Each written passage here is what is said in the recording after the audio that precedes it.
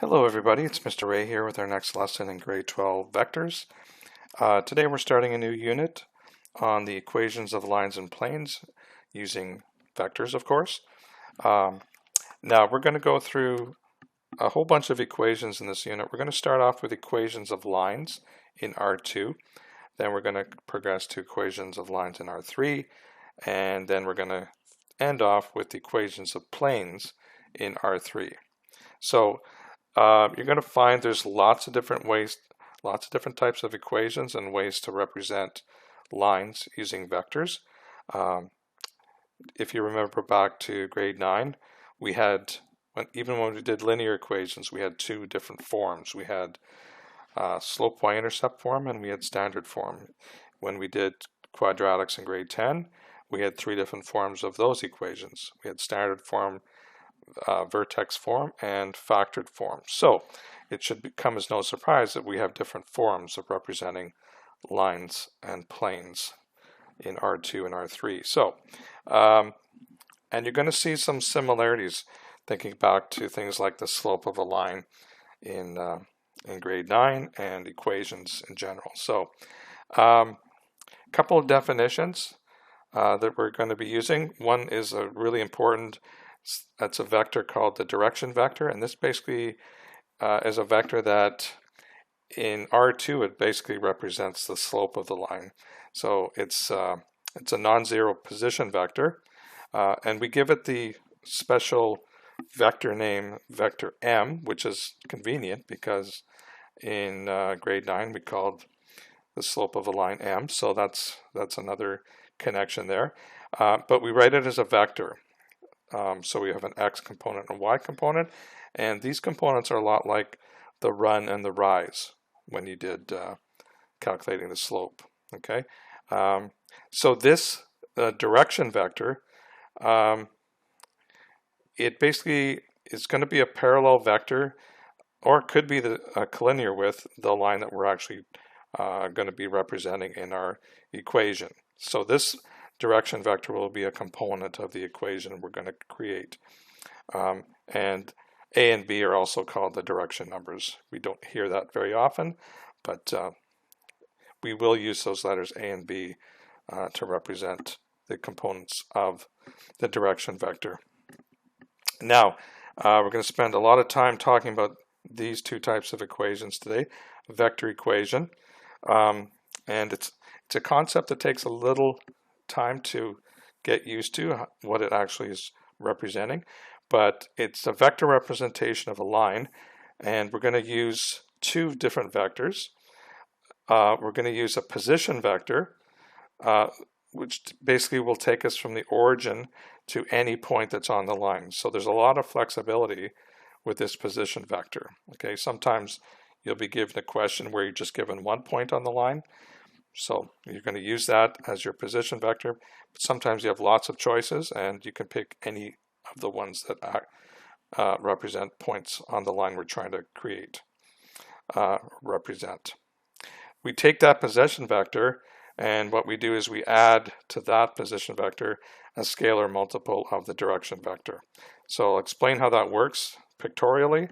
Visually, it's a lot easier to understand than with the definition.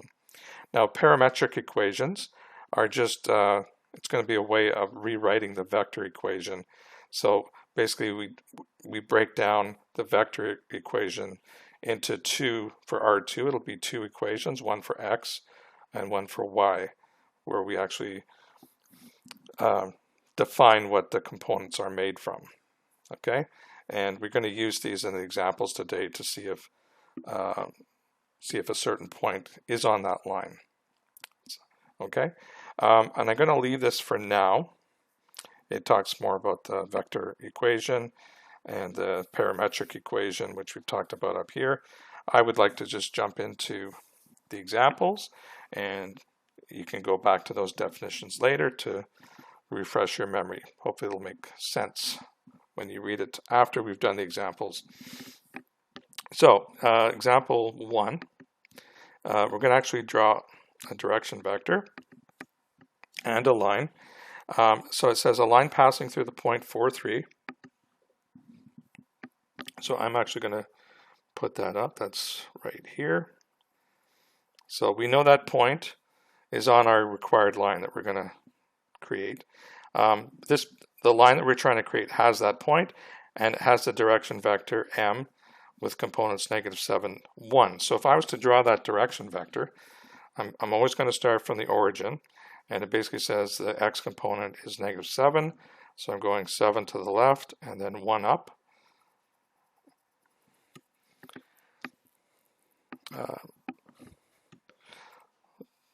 Do an ad hoc ruler here. So if I was to draw that vector, it would go from here to here with an arrow. So this would be my direction vector m. It's hard to see with all that grid there. So there's my direction vector. So it goes from the origin to the point -7, 1, and it basically has x component -7, y component 1. Now, if I'm going to, show the line that has both this direction vector and this point, well, I'm going to have to move this direction vector to start at that point that I know is on the line. So basically, I kind of translate this direction vector up to here, and it still has the same components. So -7, 1 means I go 1, 2, 3, 4, 5, 6, 7, and up 1. So now the line that I'm talking about is going to go through these 2 points.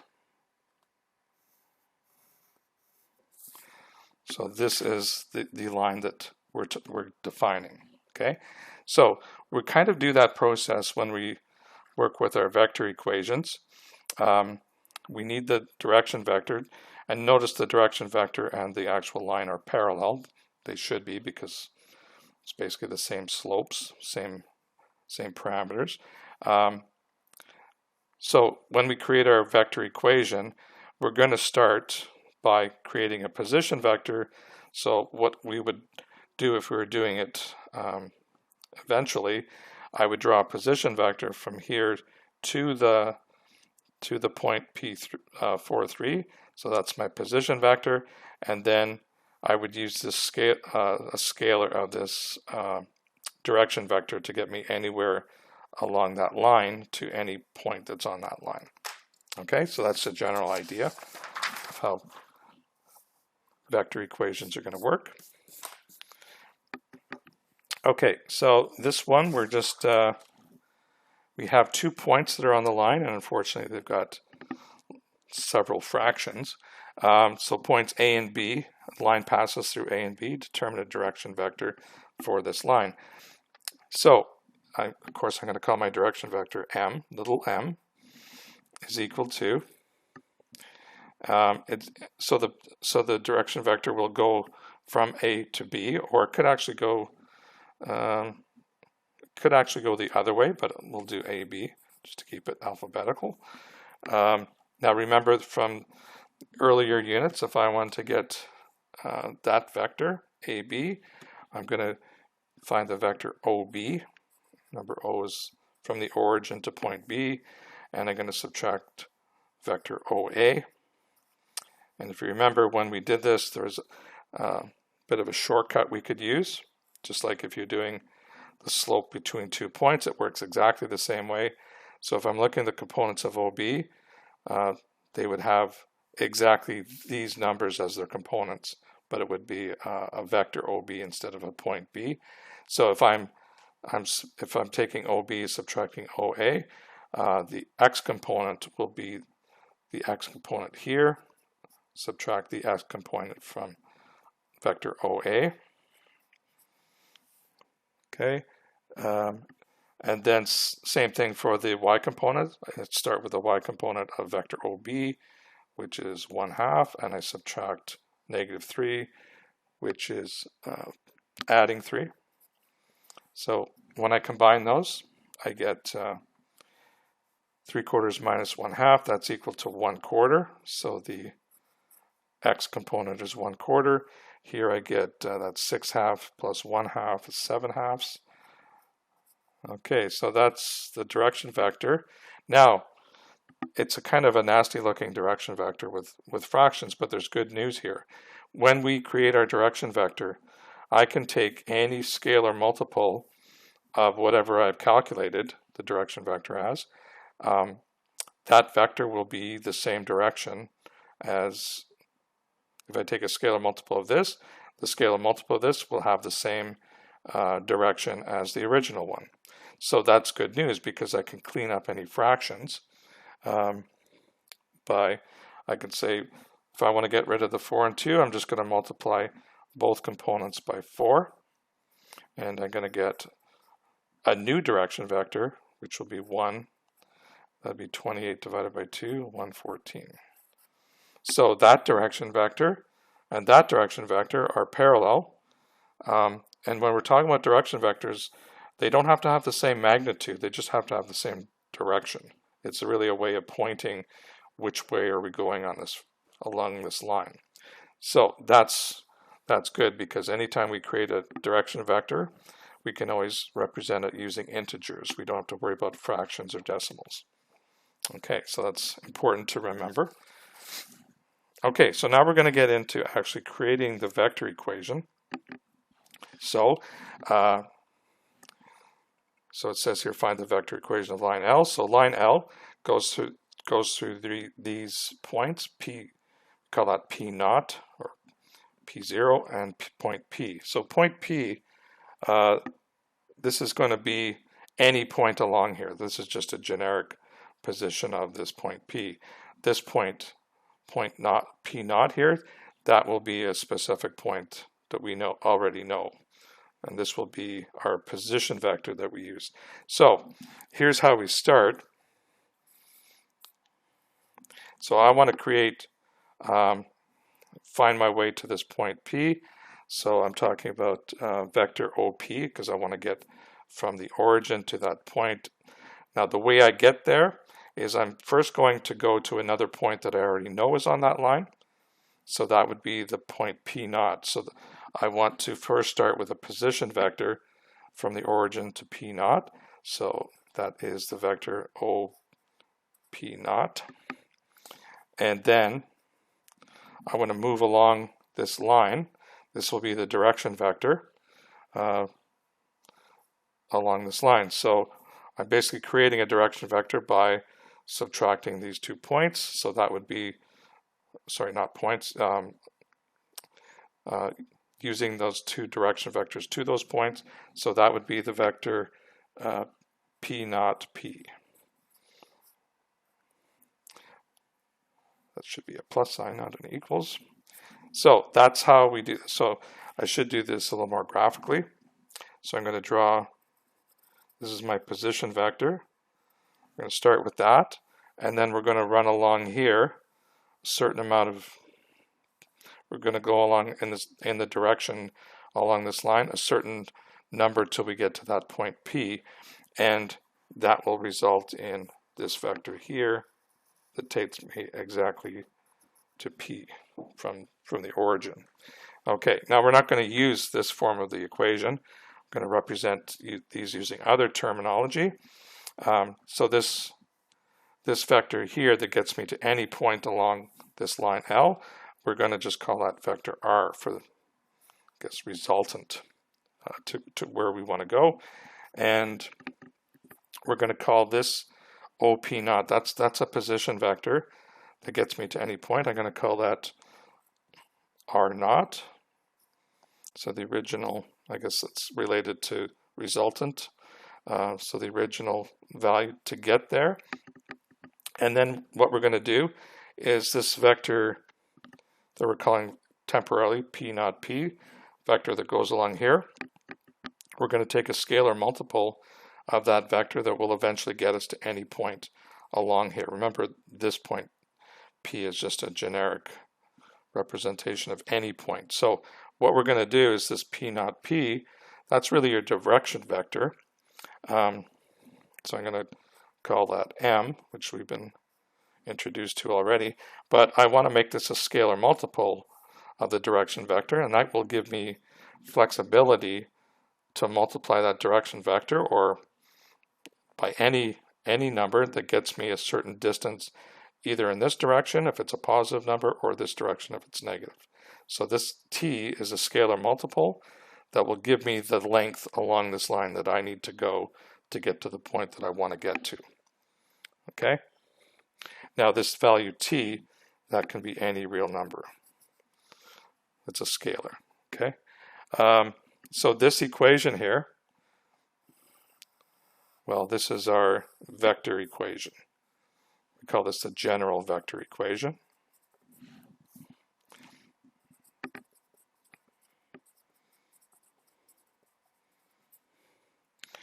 Okay. Now, I'm going to break this down into components. Okay, in my next line, it's really still a vector equation. So R, I'm going to break down into the vector x with components x, y. That's going to get me to the point x, y anywhere along here.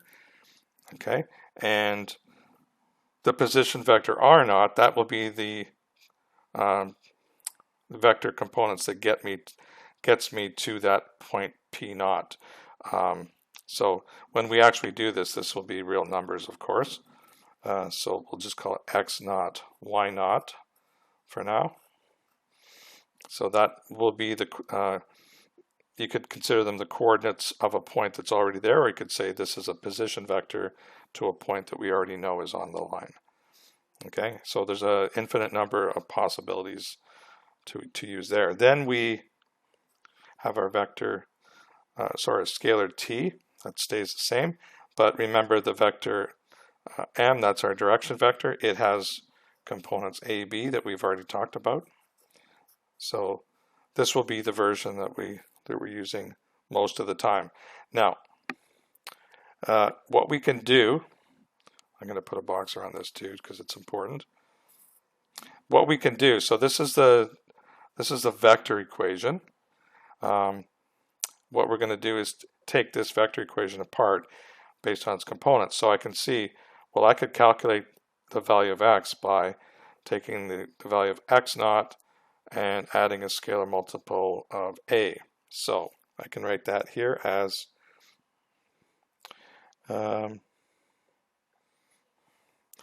could say xy. I'm just changing the way this is written now. So I'm just going to combine the components together into one. So x naught plus ta. That's the x component. That's what my the x component of my resultant vector will look like. And then the y component will be y naught plus tb. Okay. We don't usually do this part, but from this we can see that if I just write this separately as an equation for x, an equation for y, I can see that x is equal to x naught plus ta, and y is equal to y naught plus tb. And these equations are the parametric equations. Trying to squeeze a lot of stuff in here. Okay. Now, these equations can be a mouthful if you're writing them out each time. You'll see that for parametric equation, I'll use the acronym PE, and for vector equation, I'll use VE, just to shorten the time it takes to write what they are. Okay, so that's the two equations we're working with today, the vector equation and the parametric equations. So for each vector equation in R2, there'll be two parametric equations, one for x, one for y. So let's do a little bit of work here. Get down to some fun. Find vector and parametric equations of a line passing through the point A with coordinates 1, 4, with the direction vector of m with components negative 3, 3. So here we go. And again, I'm going to start off with VE, nice and short. And so here is my very first vector equation. So I'm going to start, remember I need to start off with a position vector to a point that we know is on the line. Well, we do know a point that's on the line. So the position vector to that point would be the vector 1, 4. That gets me to the point I know is on the line. And then I'm going to use a scalar multiple of the direction vector. So plus t, and then the direction vector, negative 3, 3. So you can see I didn't put a value in for t because this actually represents an infinite number of points along that vector. Okay, so that's the vector equation. If I want to do the parametric equations, like I said, I'm not going to do that middle step. I'm just going to go directly to these. And it's not that bad because I can see, well, the x component, that's going to be equal to 1 minus 3t. And the y component is going to be equal to 4 plus 3t. Okay, now the nice thing about these parametric equations is, will become clear in the next question, which says determine 3 other points on the line. So I don't have to graph this and figure out what points are on the line. I can just use any value of t I want to create a point. So if I said, let's use t equals 1 to start off with. If t equals 1, that's going to create the point. So if I set t equal 1, that's going to be 1 minus 3. So that's going to be a point with negative 2 as the first coordinate. And if I plug in 1 there, that's 4 plus 3, that's 7. So I know negative 2, 7 is on that line. If I tried t equals 6, that's going to get me 1 minus 18, negative 17, and 4 plus 3 times 6, that's 18, plus 4 is 22. Negative 17, 22 is also a point on the line. So I'm just picking random values of t. I could also pick fractions. I could pick negative numbers, decimals. But I mean, if you're going to find a point, let's make them easy to find, unless we're told to find specific points. This just said any other 3 points. So let's pull out negative 23. If I plug that in, I get, well, that'd be negative 69 plus 1. Sorry, that would be positive 69 plus 1, so that gives me the point 70. And negative 23 here would be negative 69 plus 4. That would be negative 65. So there's 3 points that we found very quickly from the parametric equations that we know are on that line. Okay, so let's see what else we can do with those parametric equations. It says, are the following 2 points on the line? Q and R. So how would you test that out? Well, let's give it a try. So let's look at the point Q, negative 21, 23. So I'm going to start off with, I'm going to use my parametric equations here. So if I'm using that point, that's my x value. So I'm going to rewrite this with x being negative 21. So negative 21 equals 1 minus 3t. At the same time, I know my y coordinate for that point, it should be 23. So 23 equals 4 plus 3t. And I'm just going to solve for t now, okay? So I get, so if I subtract 1 from both sides, I get negative 22 equals negative 3t. Divide by negative 3, I get t equals 22 thirds. Now, if this point is on this line, I need to have the same t value for both of these mini equations. So I'm going to solve for t here now. I get 19 equals 3t, so t equals 19 thirds. Well, obviously those aren't the same, so that tells me that Q is not on the line. Okay, let's try the point R. Hopefully I've got enough room here. The coordinate's negative 29, 34. So again, bring up my parametric equations. This time I got negative 29 equals 1 minus 3t. And 34 equals 4 plus 3t. Okay, solve for t for both coordinates. I get negative 30 equals negative 3t, so t equals 10. Here I get, what's that plus sign doing there? Should be equals. So if I subtract 4 from both sides, I get 30 equals 3t, and this looks promising because they're both the same. So that tells us that R is on the line. Okay, so that's how you can quickly test for points, just plugging in the x and y coordinates of the point in question, solving for t. If that point is on the line, we know that the t values have to be the same because they're the same t value. Well, t can't be different from that equation. Okay, so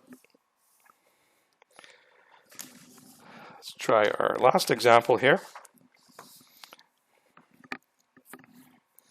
Okay, this time we're starting from 2 points, which we didn't do last time. They gave us 1 point and the direction vector directly. So determine vector and parametric equations for the line passing through E and F. So first thing I do is I'm going to create my direction vector. So I'm going to use these 2 points E and F. So I'm going to sort of treat them like points, even though I'm really creating my direction vector from OE and OF, but I know the relationship. So the this coordinate would be -1, -2. So the x component of the direction vector is that, and the y component of the direction vector will be 7 - 5. Okay, so that looks simple enough to do. -3, 2 is my direction vector. Okay, so I now have a direction vector, and I've actually also got 2 points at this point in the solution. So if I want to create my vector equation, I can build that right now. So vector r, the resultant, is equal to, and now when I choose my position vector, I've actually got 2 choices. I could do a position vector to point E or point F. It's totally up to you. I would use something with positive numbers, low, but it really doesn't matter. So I will put the components of that position vector to the point 25 is the vector 25, and then I add a scalar multiple of my direction vector that I just created, and there is my vector equation. Okay, they also want parametric equations, so I'll do those directly from here. The x component will be 2 - 3t.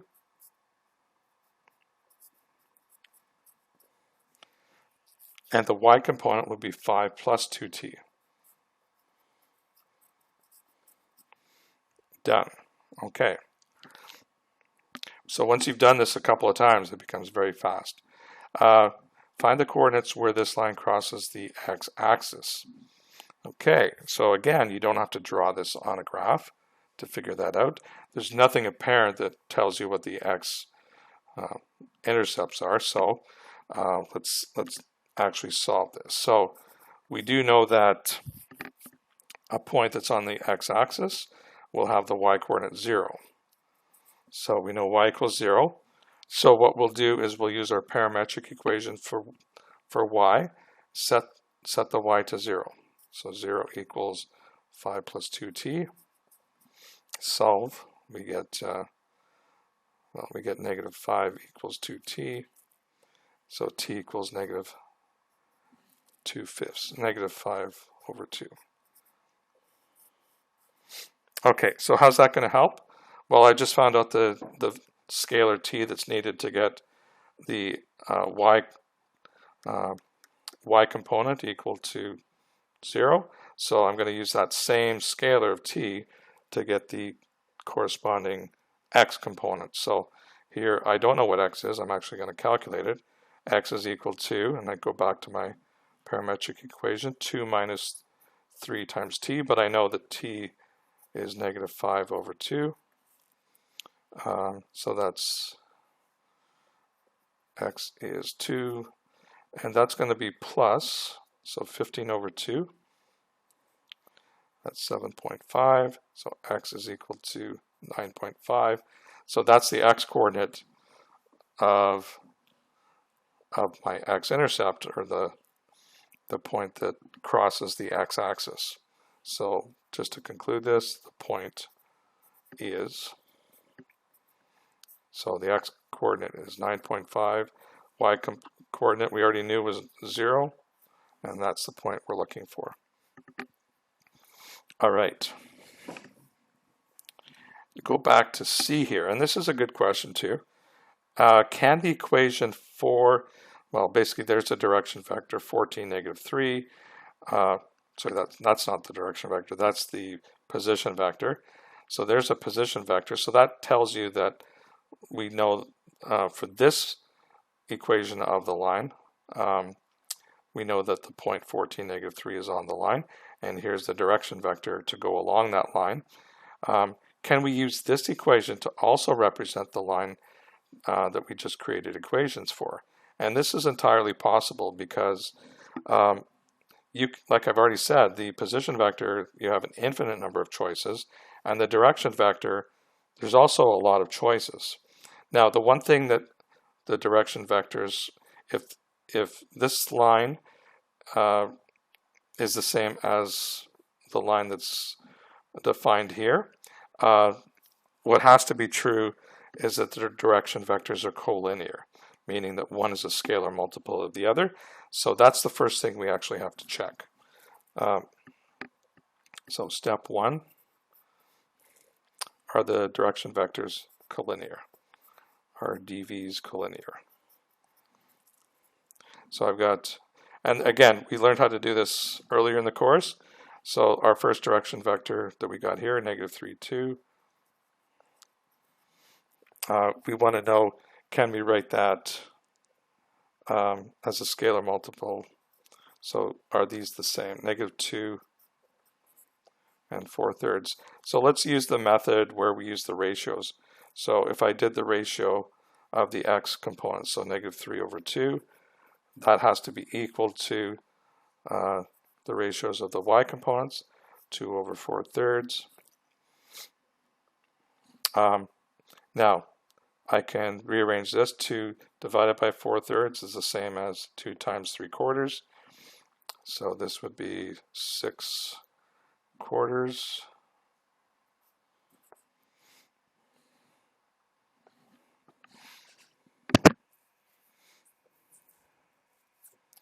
And that's, well, that's actually equal to 3/2. And so negative 3/2. Now I've got the opposite sign here.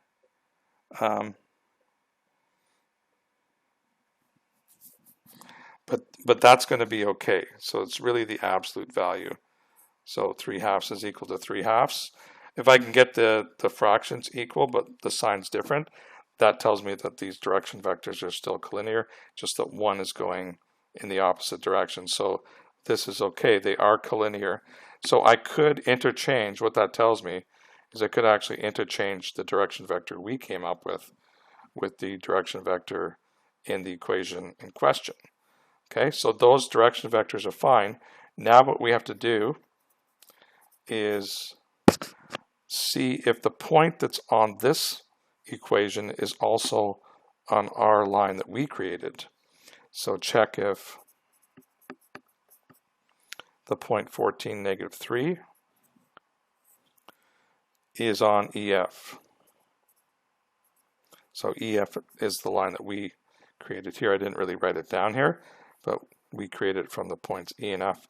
So the way we're going to do that is just the same way we did on the last question. We're going to use these parametric equations for x and y. Plug in x is 14, plug in y is negative 3, and see if the t-values are the same. If they are, then that point is on the line EF. Okay, so let's try that. So 14 is equal to 2 minus 3t, and negative 3 is equal to 5 plus 2t. Okay, subtract 2 from both sides, we get 12 equals negative 3t, so t is negative 4. And here, sorry, make sure you can see what I'm doing here. So I'm going to subtract 5 from both sides, so I get negative 8 equals 2t. So again, t equals negative 4, same value. So what that tells us is that this point 14, negative 3, which is on this new equation, is also on our equation that we created. So we basically confirmed that the direction vectors are collinear, meaning they point in the same directions, and we have a point in common on both lines, so therefore the equation can represent our line. So the equation can represent EF.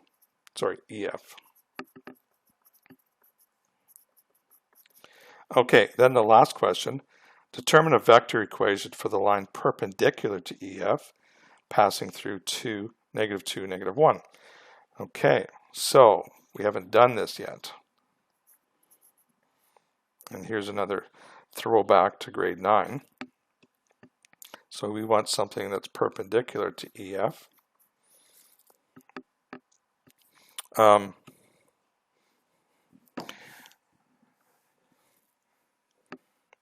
And goes through the point, what was it, negative 2, 1. So those are the two things we're looking for to create our equation.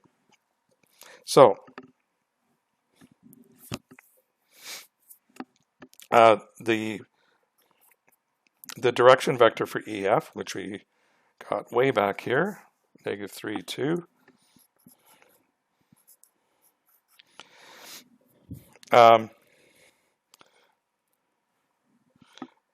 We want to create a new direction vector that's going to be perpendicular. So one thing you can think of is, well, if you think a dot product, these two vectors, the dot product has to equal 0. But there's probably an easier way to do this, and it sort of has to do with the way we did it in grade 9. The way we did it in grade 9, if you wanted to find a slope of a line that's perpendicular, all you did was you take the reciprocal of the slope and change one of the signs to negative, or at least change the sign to the other opposite sign. So I can do exactly the same thing here. So if I change the position of these, I would, I could put I put the 2 here and the negative 3 here. Okay, but I've only done one part of that so far. I've taken the reciprocal. I need the negative reciprocal, so that means one of these signs I have to flip. So I think I'd rather flip the negative sign on the 3 to become positive, and instead of changing it to negative 2, negative 3, I'd prefer to have positive components rather than negative if I had a choice. So, and we could also try this now with the dot product. If you did the dot product of these two, you get negative 6 plus 6. That equals 0. Okay, so there's actually a lot of different direction vectors that you could come up with that would be perpendicular to this. But the easiest way to do it in R2 is just to flip the order of the components and then change one of the signs. So that's what we're doing. So this is our new direction vector that's perpendicular to EF. So now our equation we can create very quickly. We need a position vector to a point that's on this line. Well, we know a point that's on the line. It's negative 2, negative 1. So we'll do R is equal to negative 2, negative 1 position vector plus a scalar multiple of the direction vector, which is 2, 3. So that's how you do it. So hopefully these examples have given you a little familiarity with working with vector equations, direction vectors, position vectors. Let me back out here a bit. Okay, so we tried all sorts of questions. We will continue to work with equations of lines in R2 before we extend into R3. There's a few other types of equations, and we'll do that on the next lesson. So until then, take care.